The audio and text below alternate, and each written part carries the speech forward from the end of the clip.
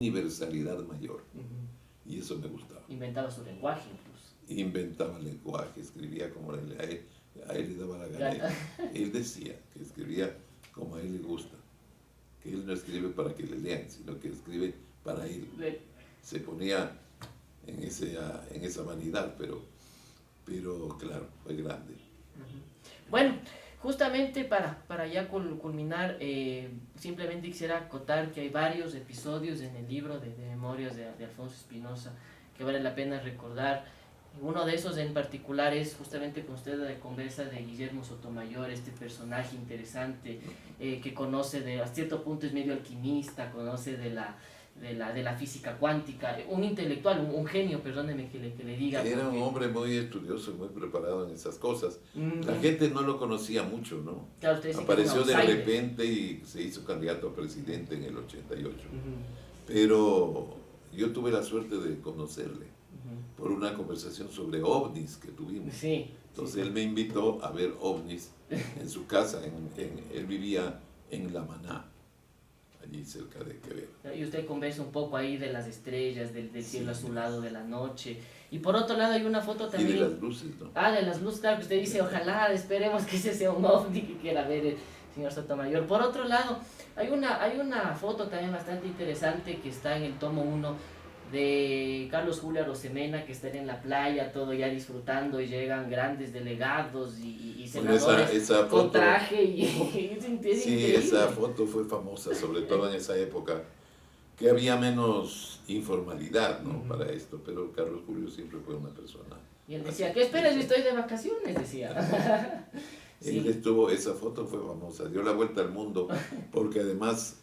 con quien está hablando está ahí su canciller, que era el doctor Acosta Yepes, y está el viceministro cubano de Relaciones Exteriores, Olivares de apellido, y otro funcionario cubano. Pero lo que estaban hablando era importantísimo. Claro, y él está sentado. Toda América estaba rompiendo relaciones con Cuba porque había abrazado el comunismo. Claro, comunismo soviético. Fue una resolución que se dio pues ahí en la OEA y todos los países iban rompiendo. El único que no lo hizo fue México. Pero el último que lo hizo fue el Ecuador, porque Carlos Julio no quería. O sea, a Carlos Julio le parecía que esa era una presión de los Estados Unidos que no tenía por qué obedecer. Entonces, claro, la diplomacia, tanto la de Estados Unidos como la de Cuba, empezaron a moverse y a presionar. Entonces, cuando vinieron estos cubanos, lo buscaron a él en Guayaquil, el ya presidente, porque no estaba en Quito, se había ido a Guayaquil, pero se fue a Manglar Alto, donde él tenía su casa, y estaba ahí en la playa, y ellos no tuvieron problema en ir hasta allá y conversar, tener esa conversación de alto nivel diplomático allí en las arenas de Manglar Alto.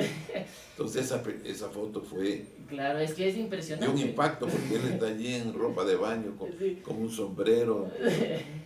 bronceándose en plenos cataclismos que tuvo pues el siglo XX.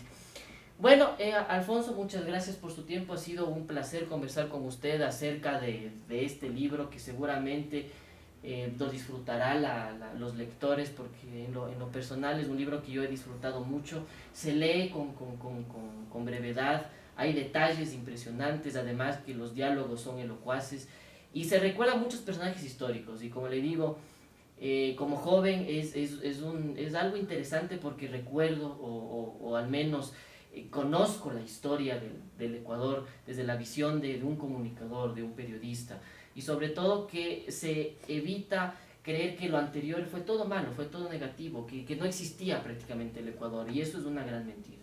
Y como periodista creo que usted ha logrado demostrar que el Ecuador obviamente tiene siempre sus altas y sus bajas, sus gobiernos buenos, sus gobiernos malos, pero sobre todo hay historia, hay identidad. Entonces yo creo que si Alfonso Plaza Monteros escribió más que una memoria, es una identidad del Ecuador desde 5 décadas, que me parece prudente recordarlas, leerlas, analizarlas y sobre todo reflexionar. Qué bonitas palabras y qué bonita definición esta de que sea una identidad. Yo aspiraría a eso, ojalá con el tiempo y con la fuerza que le den los lectores, ¿no? Por lo demás te agradezco mucho porque tú eres un periodista joven y me agrada de verte interesado en tantas cosas muy muy importantes que uno tiene que aprender. Así es que tú también tienes que prepararte para que un día escribas tus memorias cuando ya hayan pasado un montón de años. Sí, muchas gracias. Estimada audiencia de Radio Casa de la Cultura, que tengan ustedes una buena tarde, felicidades y hasta la próxima semana. Alfonso, una vez más, muchas gracias. Gracias a ti, Diego.